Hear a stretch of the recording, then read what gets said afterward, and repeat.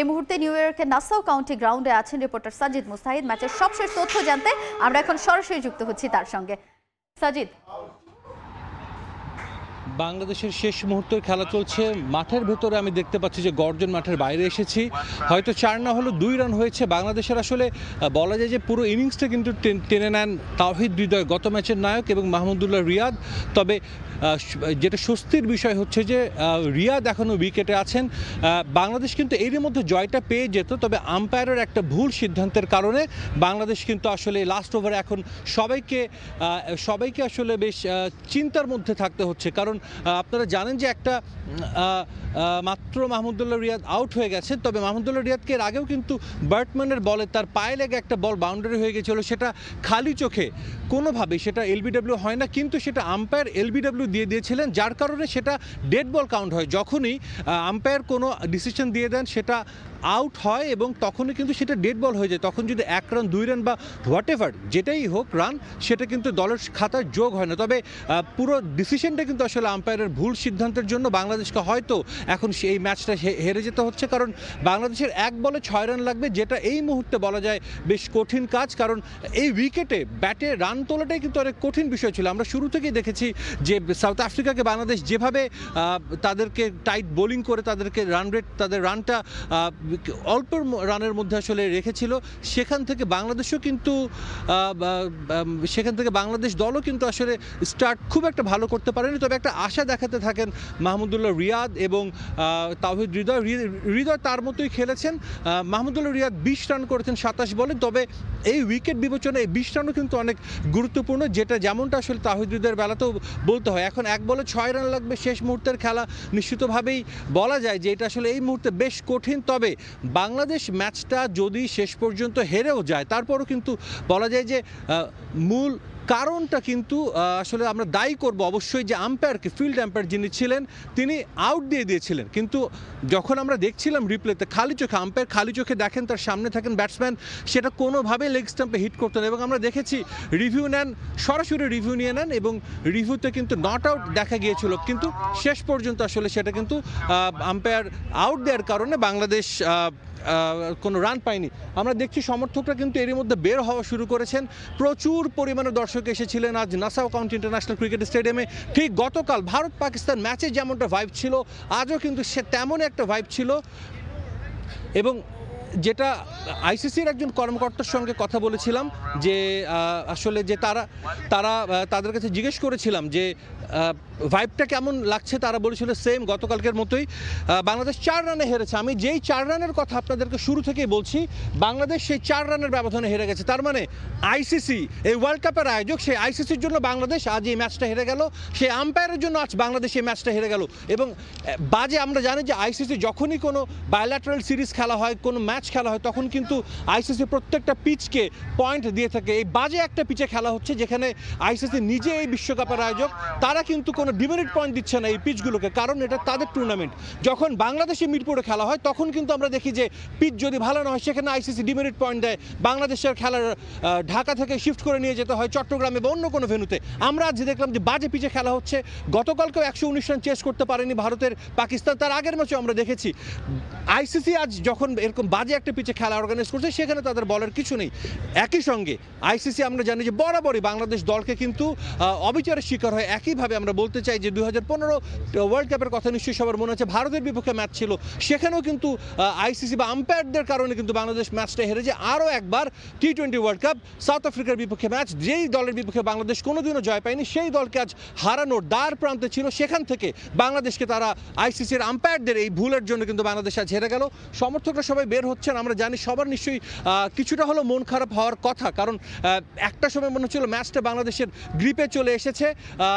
সেই সময় থেকে আসলে বাংলাদেশ, সেই জায়গা থেকে বাংলাদেশ ম্যাচটা হেরে গেল। একটু আমি সমর্থকদেরকে দেখাতে চাইবো, আপনাদের সমর্থকদের আসলে একটু তাদের রিয়াকশন নিতে চাইবো যে তারা কি বলছেন বাংলাদেশের এই ম্যাচের পর। তারা নিশ্চয়ই তাদেরও অনেক মতামত আছে, অনেক দূর থেকে এসে কিন্তু এই ম্যাচ দেখেছেন। সো তাদের সঙ্গে একটু কথা বলার চেষ্টা করবো। অনেকে বের হয়েছেন, একটু একটু কথা বলতে চাই আপনাদের সঙ্গে। নিশ্চয়ই একটু হতাশ হয়েছেন হেরে গেছে। অবশ্যই হতাশ আমরা। জি, একটা আম্পায়ারের ডিসিশন, ভুল ডিসিশনের জন্য কি বাংলাদেশকে হারতে হলো? No, I don't think so. But I think Bangladesh player. আসলে অনেকে অনেক মতামত দিচ্ছেন। একটু কথা বলতে চাই যে আপনার কি মনে হচ্ছে যে আম্পায়ার একটা আউট দিয়েছিল মাহমুদুল্লাহ, সেটা আউট ছিল না, সেটা 4 হয়েছিল, বাংলাদেশে 4 রানেই হেরেছে, আম্পায়ারের অবিচারের শিকার হলো বাংলাদেশ? আমার এটা মনে হচ্ছে না। আমার মনে হচ্ছে যে ওদের হিট করা উচিত ছিল যখন 3 ওভার ছিল, 3 ওভারে এরকম সাম রান ছিল, এবং লাস্ট 2 ওভারে যখন ছিল তারপর ওরা হিটে যায় না। আমার মনে হয় যে এটা রং স্ট্রাইক। কিন্তু এই উইকেটে তো হিট করাটা পসিবল না। মানে আপনি নিশ্চয়ই দেখেছেন পুরো ম্যাচ, গতকালকের ম্যাচ, তার আগের ম্যাচ, সবগুলো ম্যাচ দেখে থাকলে নিশ্চয়ই আপনার বোঝা উচিত যে এখানে হিট করাটা এত ইজি না। মানে মুখে বলাটা সহজ, বাট হিট করাটা এত ইজি না, যেটা আমরা দেখেছি পুরো ম্যাচে। আমরা দেখতেছিলাম যে বাইরে হেনরি ক্লাসেন 40 বলে 80 রান করে, কিন্তু এখানে আজ কত বলে কত রান করছে নিশ্চয়ই সেটা দেখেছে। আমরা একটা জিনিস জানি, যখন ওরা উইকেটে সেট হয়েছিল মাহমুদুল্লাহ রিয়াদ আর সাথে তৌহিদ হৃদয়, আমরা জানি যে জাকির আলী বাইরে ছিল এবং রিশাদ হোসেন ছিল বিগ হিটার। সো ডেফিনেটলি তারা এক ওভারে অ্যাটলিস্ট 10 এরকম একটা জন্য রেখে বল টু বল। তবে নিশ্চিতভাবে বলতে হয় যে সমর্থকরা আসলে সবে বের হচ্ছেন, সবার মধ্যে বেশ হতাশা করছেন। হয়তো বা হতো না, তবে নিশ্চিতভাবে বলতে হয় যে সমর্থকরা আসলে সবে বের হচ্ছেন, সবার মধ্যে বেশ হতাশা কাজ করছেন। আমরা সাকিবের জন্য আসছি। সাকিব কেন ইনজুরি নিয়ে খেলে? ও যদি বল দেখে না, কেন খেলবে ও? আমরা তো ওর জন্যই হারতেছি বারবার। সাকিবকে বাদ দেওয়া উচিত দল থেকে। সে স্বেচ্ছা অবসর নেওয়া উচিত।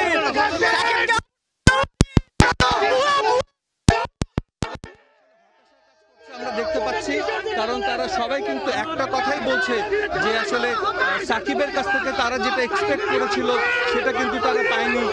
একই সঙ্গে মাহমুদ শান্তর ক্যাপ্টেন্সি নিয়ে কিন্তু অনেকে অনেক কথা বলছেন। তো ডেফিনেটলি আসলে সমর্থকরা কিছুটা হলেও হতাশ। আমরা এভাবে ম্যাচটা হারলাম, আমরা কি শিখবো আমি জানি না। পাকিস্তান যেভাবে আসছে আমরা ঠিক সেভাবে হারলাম। এভাবে আর কত আমরা এভাবে হারবো।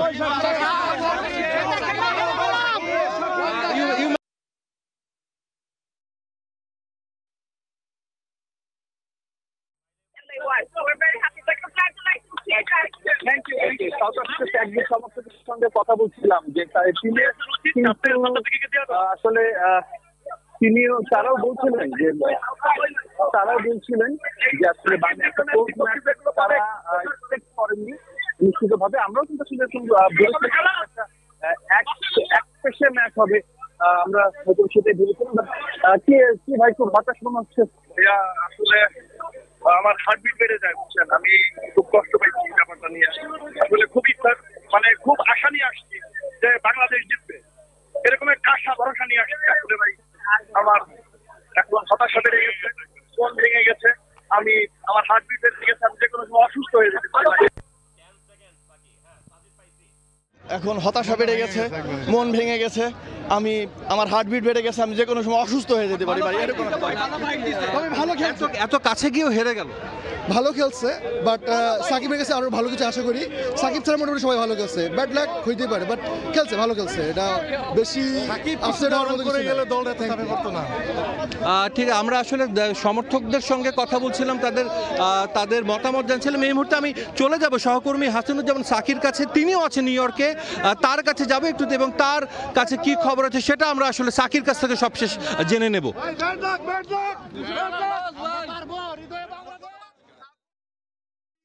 বিমর্ষ অবস্থা, এইরকম একটি খেলা যে হবে, 114 রান চেস করতে পারবে না বাংলাদেশের মতো একটি ন্যাশনাল ক্রিকেট দল, যারা খুব ভালো প্রথমে তারা ফিল্ডিং করেছে, কিন্তু সেটি তারা সম্ভব হয়নি বলে এখানে অনেক মানুষ কিন্তু বিমর্ষ। আমি যদি কিছু মানুষের সঙ্গে একটু কথা বলি,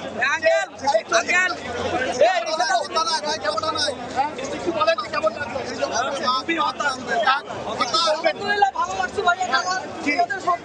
মানে সবাই এতটাই ক্ষুব্ধ, এতটাই বিমর্ষ যে কেউ কথা বলতে যাচ্ছেন না। একটু বলেন। আমি বাংলাদেশ টিমকে সবই ঠিকই আছে, কিন্তু ওদের ছক্কা মারার অভ্যাস করতে হবে। ছক্কা এবং চৌকা মারার অভ্যাস করতে হবে। জি, আপনি দেখছেন যে আসলে কেউ এই খেলায় সন্তুষ্ট নয়। যদি আমি আরেকজনের কিছু কথা বলবো যে প্রতিক্রিয়া বলেন। আজকে আমার বার্থডে ছিল, আমি লস অ্যাঞ্জেলেস থেকে শুধু খেলা দেখার জন্য আসছি। আশা ছিল যে বার্থডেতে আমি একটা উইন পাবো, বাংলাদেশ টিমের পক্ষ থেকে এত দূর থেকে আসলাম, কিন্তু মনে খুব একটা ব্যথা পাই। কি আমরা দেখেছি আজকে এখানে এই বাংলাদেশিরা বিভিন্ন জায়গা থেকে, শুধু নিউ ইয়র্ক নয়, নিউ ইয়র্কের আশেপাশে এমনকি ওয়েস্ট কোস্ট আর লস অ্যাঞ্জেলেস থেকে, ক্যালিফোর্নিয়া থেকেও মানুষ এখানে ছুটে এসেছেন খেলা দেখার জন্য, এখানে ছুটে এসেছেন। কিন্তু তারা সবাই হতাশ হয়েছেন বাংলাদেশের খেলায়। তারা এমনই হতাশ হয়েছেন যে কেউ ওই কথাই বলতে চাচ্ছেন না। তারপরে যদি আমি কয়েকজনের সঙ্গে কথা বলি যে কেমন লাগলো কষ্ট লাগলো, অনেক কষ্ট লাগলো। এত ভালো খেলে লাস্টে কিছু কারণে খেলাটা খুবই খারাপ হয়েছে, তাদের মূল্যায়ন করা। খেলা কেমন হলো? খেলা প্রতিযোগিতাপূর্ণ একটা খেলা আশা করেছিলাম হয়েছে, কিন্তু আমরা আরো দায়িত্বপূর্ণ ব্যাটিং আশা করেছিলাম বাংলাদেশ টিম থেকে। সত্যি হাজার আজকে মাঠ কিন্তু মানে হৃদয়ে বাংলাদেশ ছিল, কিন্তু তারপরে আমাদের জন্য দুঃখজনক, দুর্ভাগ্যজনক। সাকিব মানুষকে মর্মাহত করেছে। সাকিব জি সবাই আসলে ই করেছে। আমি আরেকজন দর্শকের সাথে কথা বলবো, একটু বলবেন যে কেমন আমরা ওহাইও থেকে আসছি দেখতে, ভালো লাগছে। ওহাইও থেকে এসছেন, আমি বলছিলাম যে লস অ্যাঞ্জেলেস থেকে এসছে, এখন ওহাইও অঙ্গরাজ্য থেকে এসছেন। আপনি একটু বলেন যে খেলাটা কেমন লেগেছে? আমাদের ইউএসের মধ্যে যে বাংলাদেশ খেলতে পেরেছি এটাই বড় কথা। আমরা হারিয়েছি, ডাজন্ট ম্যাটার ইউএসের মতো একটা দেশে বাংলাদেশ খেলতে পেরেছি, বাংলাদেশ খেলতে পেরেছি, এটা আমাদের জন্য বড় একটা ভবিষ্যৎ আমরা আশা করতে পারি। জি, আপনি শুনছিলেন যে এইরকম একটি খেলা জিততে না পারার কষ্ট, এই বেদনা কিন্তু প্রবাসী অভিবাসী বাংলাদেশিদের মধ্যে রয়েছে। তারা কেউই তেমন একটি কথা বলতে পারছেন না। ফিল্ডিং যেমন ভালো করেছিল, কিন্তু ব্যাটিংয়ে তারা বিপর্যস্ত হয়েছে বাংলাদেশ। তারা বলছেন যে যে অবস্থা হয়েছে, একটু বলবেন খেলা সম্পর্কে একটু বলেন। ভালো খেলেছে বাংলাদেশ, ভালো খেলে জিতছে, আমাদের দুঃখ নাই। কিন্তু সাকিবের জন্য আমরা হারেছি আমি মনে করি। আজকে সাকিব বলছেন বাংলাদেশ জিতলো, বাংলাদেশ হারলো বাংলাদেশ। জি একটু বলবেন কেমন খেলাটা হলো? আর জি তারা বলছেন যে যতটুকু খেলা খেলেছেন সেটি অনেক ভালো খেলেছে, কিন্তু বাংলাদেশের কাছে তারা আরো অনেক ভালো খেলা আশা করেন অ্যাকচুয়ালি। কারণ হচ্ছে 113 রান করেছিল সাউথ আফ্রিকা, এবং তারপরে যেভাবে ব্যাটিংয়ে তারা নেমেছিল, যেভাবে তারা শুরুটা করেছিল, সেটি কিন্তু দুর্দান্ত ছিল। কিন্তু শেষ ভালো যার, সব ভালো তার, সেই শেষ ভালো বাংলাদেশ দলের হয়নি।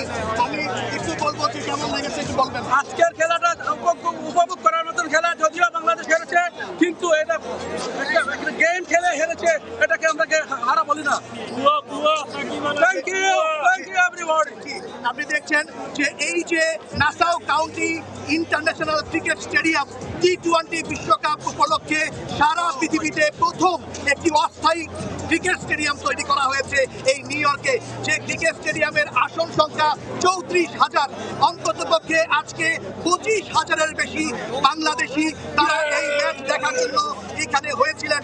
কিন্তু তারা যে উৎসব নিয়ে, যে আনন্দ নিয়ে তারা খেলা দেখতে এসেছিলেন, সব শেষে খেলার শেষে সেই আনন্দ কিন্তু তারা কেউই, তাদের মধ্যে সেই আনন্দ নেই।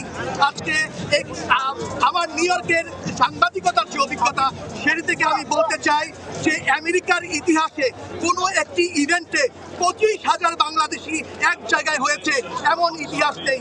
আজকে 25,000-এর বেশি বাংলাদেশি তারা এই অস্থায়ী ক্রিকেট স্টেডিয়ামটিতে তারা একত্রিত হয়েছিলেন, এবং জয়ের আশা তারা বুকে ধারণ করে তারা মাঠে নেমেছিলেন, কিন্তু সেটি সম্ভব হয়নি। যে কারণে বাংলাদেশিরা আমার ভাই উনি টিকিট পাঠিয়েছিলেন, খেলা দেখতে এসেছিলাম, আশা নিয়ে অনেক কষ্ট করে আসলাম, সবাই হতাশ হলাম, আল্লাহর ইচ্ছা হয় না, সেজন্য আমরা হেরে গেলাম। আমরা একজন দর্শককে পেয়েছি সাউথ আফ্রিকা। আজকে